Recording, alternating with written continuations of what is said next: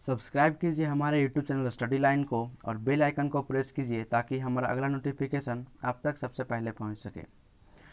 Friends, यह video का fourth part है। पिछले 3 वीडियो हमने अपलोड कर रखा है।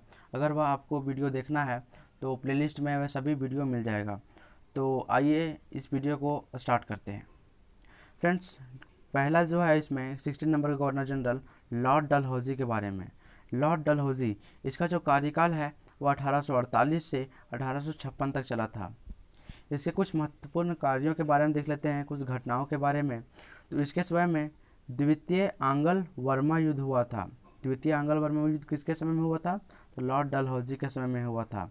ओके, इसके बाद क्या हुआ था कि आंग्ल वर्मा युद्ध के बाद लोअर बर्मा एवं पीगू को अंग्रेजी राज्य में मिला लिया गया था। नेक्स्ट जो है, डलहौजी ने सिक्किम पर 2 अंग्रेजी डॉक्टरों के साथ दुर्व्यवहार का आरोप लगा करके सन 1850 ईस्वी में उस पर अधिकार कर लिया था। सिक्किम पर भी अधिकार इसी प्रकार किया था। ओके, नेक्स्ट जो है 1852 में एक इनाम कमीशन की स्थापना की गई थी। इनाम कमीशन की स्थापना कब की गई थी? तो 1852 में। इस कमीशन का उद्देश्य क्या था?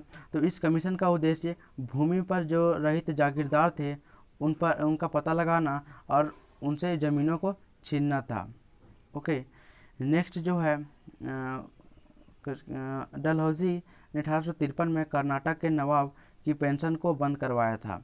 तो कर्नाटक के नवाब के पेंशन को किसने बंद करवाया था? लॉर्ड डलहौजी ने। नेक्स्ट है 1856 में अवध को कुशासन का आरोप लगा करके अंग्रेजी राज्य में मिला लिया गया था। कब मिलाया गया था? 1856 में कुशासन का आरोप लगा करके मिलाया गया था। ओके, जब कुशासन का आरोप लगा करके अवध को मिलाया गया था, उस समय का अवध का नवाब जो था वह वाजिद अली शाह था। कौन था? वाजिद अली शाह। नेक्स्ट जो है वह 1856 में इसने तोपखाने का जो मुख्यालय था वह कलकत्ता था, उसको हटा करके मेरठ में स्थानांतरित कर दिया था। तोपखाने का जो मुख्यालय था कलकत्ता, उसको मेरठ स्थानांतरित कर दिया था। और जो सेना का जो मुख्यालय था उसको शिमला में स्थापित कर दिया था। नेक्स्ट जो है शिक्षा संबंधी सुधारों में डलहौजी ने 1854 में वुड डिस्पैच को लागू किया था। वुड डिस्पैच को लागू किसके कारण किस लिए किया था? तो शिक्षा संबंधी सुधार के लिए। ओके, नेक्स्ट जो है भारत में रेलवे सेवा का जनक किसे कहा जाता है? तो लॉर्ड डलहौजी को, और यह बहुत इंपॉर्टेंट क्वेश्चन है। ओके, नेक्स्ट जो है वह इसी के समय में 16 अप्रैल 1853 में बम्बई के से थाने के बीच में प्रथम रेल चलाई गई थी। रेलवे का जनक डलहौजी को, और प्रथम रेल इसी के समय में चली थी। 16 अप्रैल 1853 में चला था। और कहाँ से कहाँ तक? तो मुंबई से थाने के बीच में चला था। ओके, नेक्स्ट जो है सन 1854 में नया पोस्ट ऑफिस एक्ट पारित हुआ था डलहौजी के समय में। और भारत में पहली बार डाक टिकट का प्रचलन प्रारंभ हुआ था। डाक टिकट का प्रचलन किसके समय में प्रारंभ हुआ था? तो लॉर्ड डलहौजी के समय में। नेक्स्ट है भारत में पहली बार डाक टिकट का प्रचलन नेक्स्ट जो है इसने कलकत्ता और आगरा के बीच पहली बार तार सेवा का प्रारंभ किया था। तो पहली बार तार सेवा का प्रारंभ कहाँ से कहाँ तक हुआ था? कलकत्ता और आगरा के बीच में हुआ था। नेक्स्ट है इसने शिमला को ग्रीष्मकालीन राजधानी बनाई थी। ओके, नेक्स्ट जो है इसी के समय में भारतीय नागरिक सेवा हेतु पहली बार प्रतियोगिता परीक्षा शुरू हुई थी। तो प्रतियोगिता परीक्षा के प्रारंभ किसके समय में हुआ था? तो लॉर्ड डलहौजी के समय में हुआ था। एवं लोक विभाग की स्थापना की गई थी। नेक्स्ट है डलहौजी ने नर बलि प्रथा को रोकने का भी प्रयास किया था। नेक्स्ट जो है वह है डलहौजी ने भारत के बंदरगाहों को अंतर्राष्ट्रीय व्यापार के लिए खोल दिया एवं कराची, कलकत्ता, मुंबई के बंदरगाहों को आधुनिक बनाने का प्रयास किया था। इसके बाद है कि धारा 90 के तहत ईसाई धर्म स्वीकार करने वाले पैतृक संपत्ति के अधिकार को घोषित कर दिया था। जितने भी लोग ईसाई धर्म को स्वीकार किए थे उनको पैतृक संपत्ति के अधिकार को घोषित कर दिया था। नेक्स्ट है लॉर्ड कैनिंग के बारे में। लॉर्ड कैनिंग का कार्यकाल 1856 से 1864 तक चला था। यह भारत में कंपनी द्वारा नियुक्त अंतिम गवर्नर जनरल था। जो कंपनी द्वारा जितने भी गवर्नर थे पिछले, वह कंपनी द्वारा नियुक्त किए जाते थे। और यह अंतिम गवर्नर जनरल था जो कंपनी द्वारा नियुक्त किया गया था। और ब्रिटिश साम्राज्य के अधीन नियुक्त भारत का प्रथम वायसराय कौन था? तो लॉर्ड कैनिंग ही था। ओके, भारत का शासन कंपनी के हाथों से सीधे ब्रिटिश सरकार के नियंत्रण में ले लिया गया था। 1856 से 1864 के बीच में जब कैनिंग आया था उस समय की बात है। लॉर्ड कैनिंग ने 500 रुपये से अधिक आय पर आयकर लगाया था और 10% आयात पर और 4% निर्यात पर आयकर को निश्चित किया था, अन्य टैक्स को निश्चित किया था। ओके, नेक्स्ट है मैकाले द्वारा दंडरूपित को 1858 में कानून बना दिया था और क्या हुआ? कानून बना दिया था तथा सन 1869 में अपराध संहिता लागू किया गया था। अपराध संहिता कब लागू हुआ था? तो 1859 में। ओके, नेक्स्ट है 1860 ईस्वी में मैकाले द्वारा तैयार दंडित संहिता, जिसको आईपीसी बोलते हैं, तथा 1861 में फौजदारी विधि संहिता का निर्माण किया था। नेक्स्ट जो है इसी के समय में 1857 का विद्रोह हुआ था और यह भी बहुत इंपॉर्टेंट प्रश्न बनता है इससे। ओके, इसी के समय में हुआ था। कौन था? लॉर्ड कैनिंग के समय में 1857 का विद्रोह हुआ था। नेक्स्ट है 1856 का विधवा पुनर्विवाह अधिनियम इसी के समय में पारित हुआ था।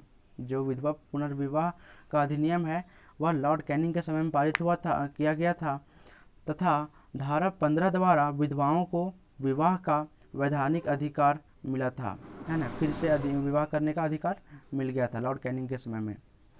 नेक्स्ट है 1858 का एक्ट पारित किया गया एवं महारानी विक्टोरिया को भारत का साम्राज्ञी घोषित किया गया था। क्या हुआ था? 1858 में एक एक्ट पारित हुआ था जिसमें क्या किया गया था कि जो महारानी विक्टोरिया थी उसको भारत का साम्राज्ञी घोषित किया गया था।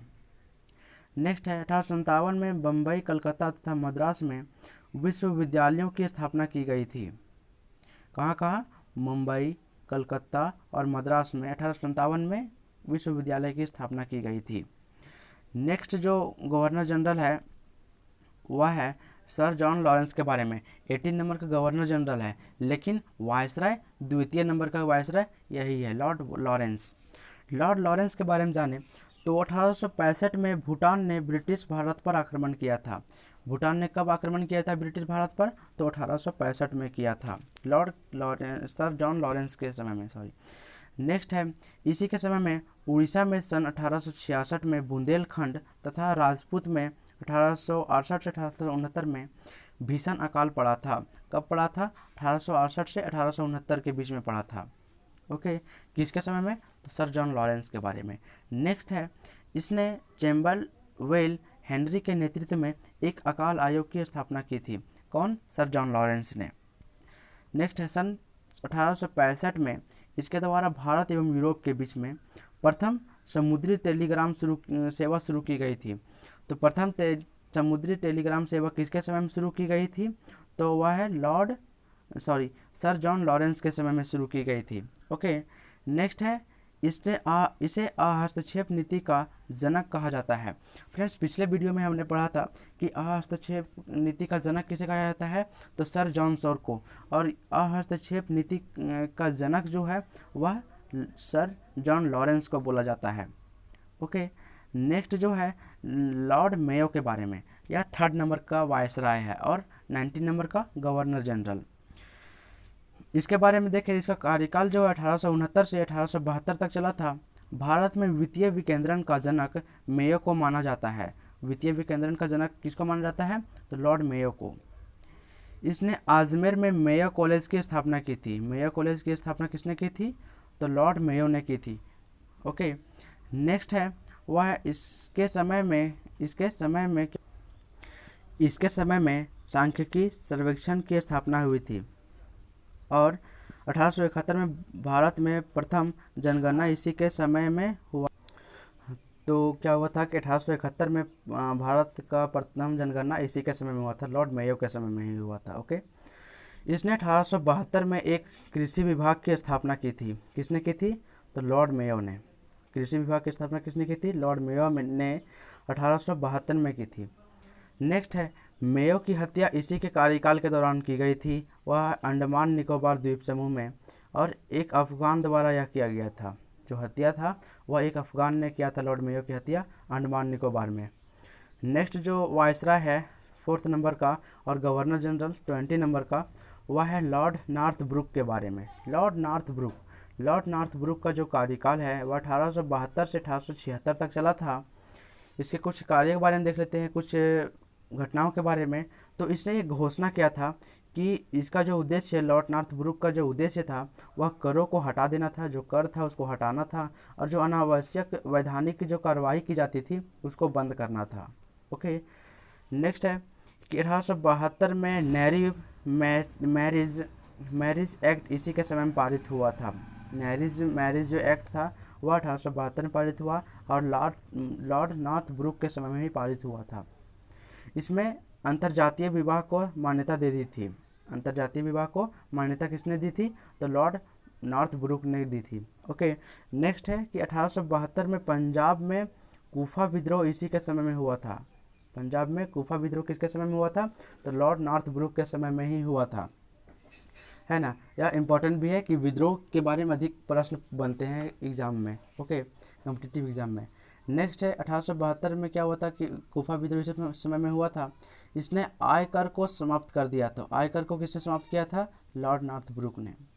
नेक्स्ट है इसी के समय में स्वेज नहर खुल जाने से भारत एवं ब्रिटेन के बीच व्यापार में वृद्धि हुई थी। स्वेज नहर किसके समय में खुला था? लॉर्ड नॉर्थब्रुक के समय में खुला था। ओके, तो फ्रेंड्स आज का वीडियो इतना ही। अगर यह वीडियो अच्छा लगा हो तो लाइक कीजिए, सब्सक्राइब कीजिए और शेयर कीजिए ताकि अधिक से अधिक लोगों तक यह वीडियो पहुंच सके। और सब्सक्राइब कर बेल आइकन को प्रेस कीजिए ताकि हमारा अगला नोटिफिकेशन आप तक सबसे पहले पहुंच सके। तो thank you for this video.